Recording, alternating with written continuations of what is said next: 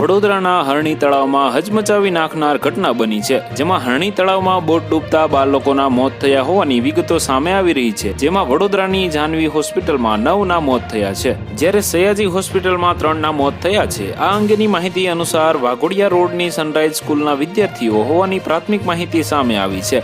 આ અંગેનો સૌથી મોટો ચોંકાવનારો ખુલાસો સામે આવી રહ્યો છે, જેમાં બોટમાં 20થી વધુ વિદ્યાર્થીઓ સવાર હતા, તેમજ બોટિંગ સમયે લાઈફ જેકેટ પહેર્યા ન હતા. દુર્ઘટનાની જાણ થતાં જ મેયર સહિતના આગેવાનો ઘટના સ્થળે પહોંચ્યા છે, તેમજ ફાયર બ્રિગેડ સહિતનો સ્ટાફ ઘટના સ્થળે પહોંચી રાહત અને બચાવની કામગીરી શરૂ કરી દીધી છે.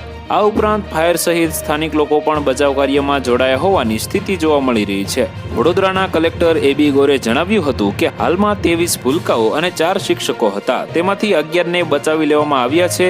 7 બાળકો હોસ્પિટલમાં છે અને સુરક્ષિત છે. આ તરફ અહેવાલ અનુસાર 5થી વધુ વિદ્યાર્થીઓ હજુ લાપતા હોવાની વિગતો સામે આવી છે. તો વધુ માહિતી મેળવવા માટે ચેનલ સાથે જોડાયેલા રહો. વિડીયો પસંદ આવે તો લાઈક કરી દેજો. ચેનલમાં નવા છો તો સબસ્ક્રાઇબ કરી દેજો.